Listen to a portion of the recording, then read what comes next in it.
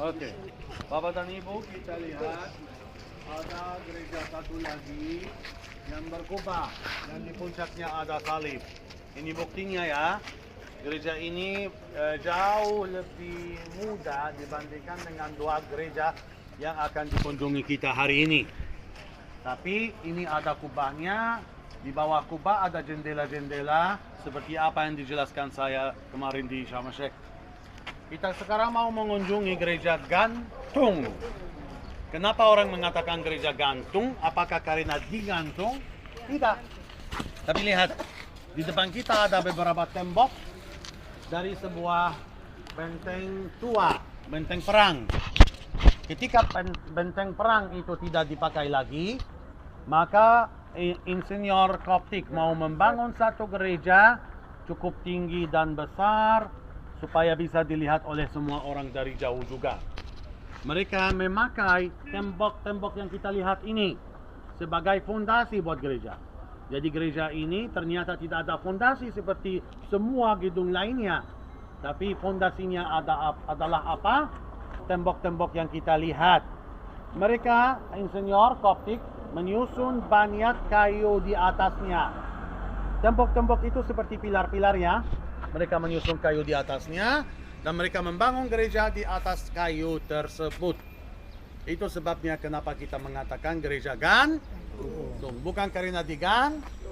Ya, oke, mari kita masuk gereja gantung. Kita masuk ke gereja gantung ini ya. Ya.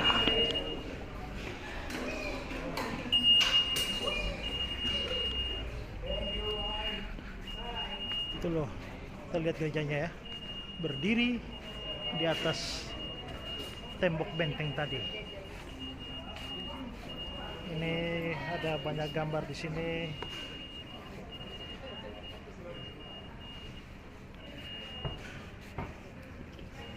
Gereja gantung ini berdiri tahun berapa? Gereja gantung ini umurnya 1500 tahun. Jadi akhir abad ke-5 masih. Oke, ada gambar-gambar mosaik baru semuanya, tidak setua gereja. Ini mungkin 20 tahun umurnya. Yusuf ambil air dari sebuah sumur yang tadi kita lihat di gereja tadi. Dan arti gambar ini air yang menjamah tubuh Tuhan Yesus Kristus itulah memberkati tanah Mesir. Karena ini Tuhan Yesus Kristus sedang mandi. Itu ayat yang tadi dibaca pendeta Isra di gereja. Yusuf sedang tidur dan penglihatan. Kalau saya sebelumnya tidak cerita bahwa kita akan mengunjungi satu gereja sekarang, Bapak dan Ibu sampai ke sini sendiri dan melihat ornamen yang berada di dinding kanan, atas, kiri, depan. Kita menyangka ini tempat apa? Masjid, musola, masjid. Kenapa? Karena ornamennya sama. Nah, ini buktinya Bapak dan Ibu bahwa seni Koptik ditiru saudara-saudara Muslim untuk membangun masjid mereka paling pertama di Mesir.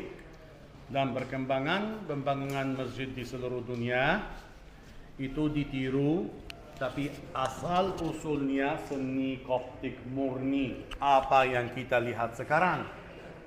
Termasuk lihat Bapak dan Ibu di tempat paling depan, di dinding ini ada sebuah relung. Di relung ini, kalau di masjid ada yang namanya kiblat. Di tempat paling depan, setiap masjid ada tempat mereka harus hadap ke depannya, ke arah Mekah.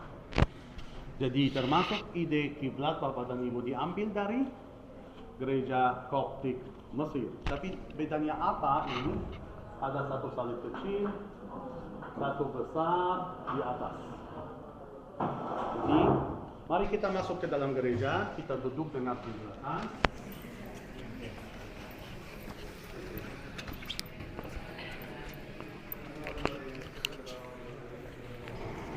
Oke, silakan duduk sini.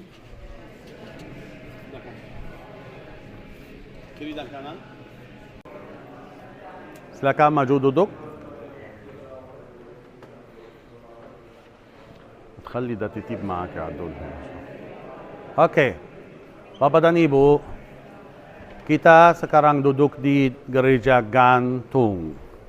Umur gereja ini 1.500 tahun.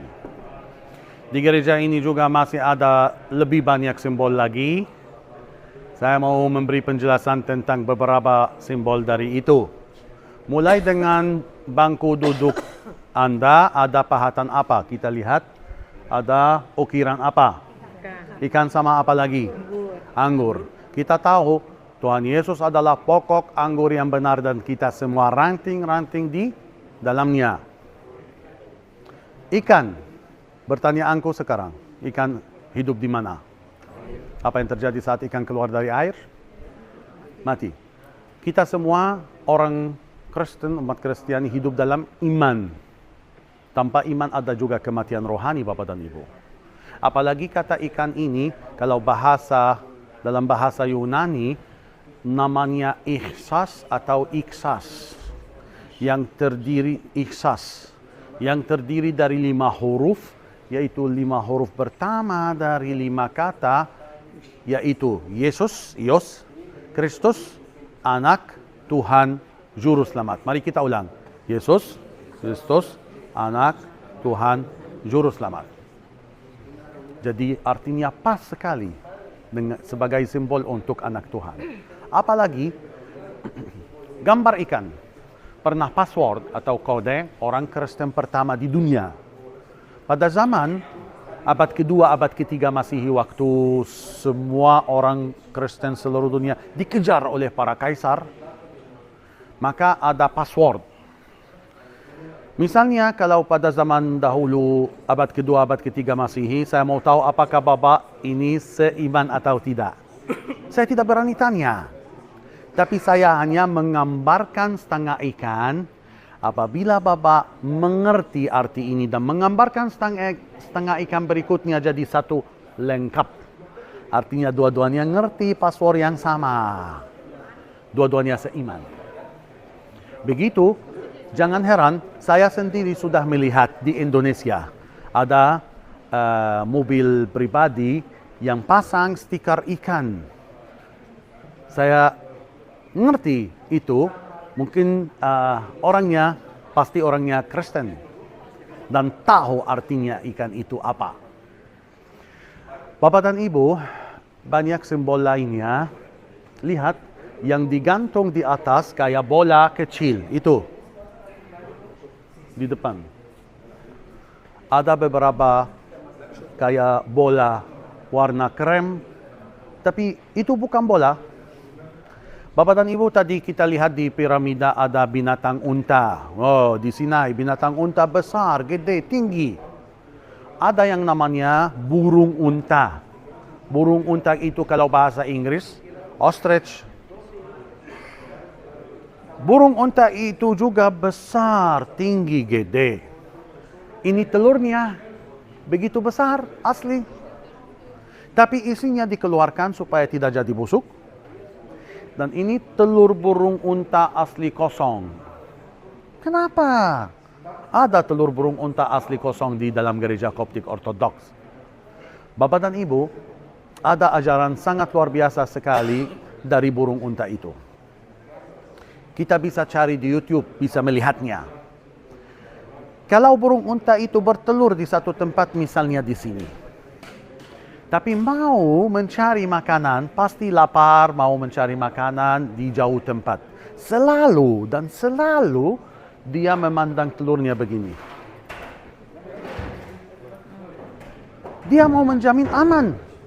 Kalau ada binatang musuh lainnya mau datang ambil dari telurnya, dia langsung dengan cepat sekali kembali untuk menjaga telurnya. Dan kita belajar hal itu dari seekor binatang itu. Bapak dan Ibu, itu mengingatkan kita bahwa kita semua dijaga oleh Tuhan untuk selamanya. Amin. Terus Bapak dan Ibu, mimbar yang kita lihat di sini memang fungsinya sama, tapi jumlah pilarnya berbeda. Mohon bantu saya dan berhitung jumlah berapa pilar kecil ada di mimbar ini, karena ini ada artinya juga. Lebih dari 12, Pak. Lebih dari 14. 15 ya. 15. Pas 15. 15 itu kita lihat ada pilar paling depan yang sendiri ini, yang tidak ada temannya, ini yang sendiri. Itu melambangkan Tuhan Yesus, gembala terbaik. Di belakang Tuhan Yesus ada 12 murid. Jadi 13. Kita tahu ada 4 Injil. Matius, Markus, Lukas, Yohanes. Dari 4 penginjil itu ada 2 penginjil termasuk 12 murid itu. Yaitu siapa? Matius sama Yohanes. 2 tersisa, Markus, Lukas, bukan dari 12 murid, tapi dari 70 rasul yang diutus oleh Tuhan Yesus berdua-dua. Itu sebabnya kita lihat jumlahnya dua-dua, kiri dan kanan, kiri dan kanan. Tapi lihat, kalau satu baris, tidak ada satu pilar sama dengan yang lain. Beda-beda semuanya. Warnanya pun berbeda. Bapak dan Ibu, kita semua anak Tuhan di seluruh dunia bisa berbeda-beda. Tapi syaratnya cuma satu. Dipimpin oleh Tuhan Yesus Kristus, Juru Selamat, Gembala terbaik. Kalau tidak, pasti sesat. Bapak dan Ibu, ini gereja yang umurnya 1500 tahun. Tapi ada macam seni Koptik yang sangat luar biasa sekali. Tadi kita lihat di galeri papirus, lukisan-lukisan Kristen. Itu perkembangan dari seni Koptik yang dulu sekali pernah ada. Dan salah satu contoh paling bagus itu di gambar sana. Lukisan Bunda Maria sama Tuhan Yesus, bayi Yesus Kristus, sama Yohanes Pembaptis. Jadi ada 3 orang. Oke, tapi kalau kita berdiri di depan lukisan Bunda Maria, di tengah aja, dan kita memandang di mata Bunda Maria, mata Bunda Maria memandang ke kita, pindah ke kanan, tetap memandang ke kita, pindah ke kiri, tetap memandang ke kita. Itu jauh sebelum adanya lukisan paling terkenal di dunia, Mona Lisa. Itulah seni Koptik murni. Bapak dan Ibu, kenapa kita mengatakan gereja gantung? Karena dibangun di atas benteng atau fondasi tembok-tembok yang tadi kita lihat. Oke, sebagai penutup, mari kita melihat fondasi gereja gantung dan ada kesempatan untuk ambil foto. Silakan.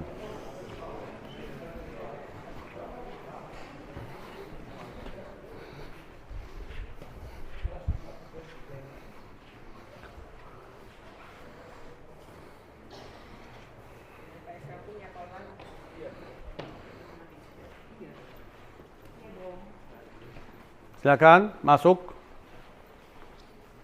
Lihat ke bawah melalui kaca.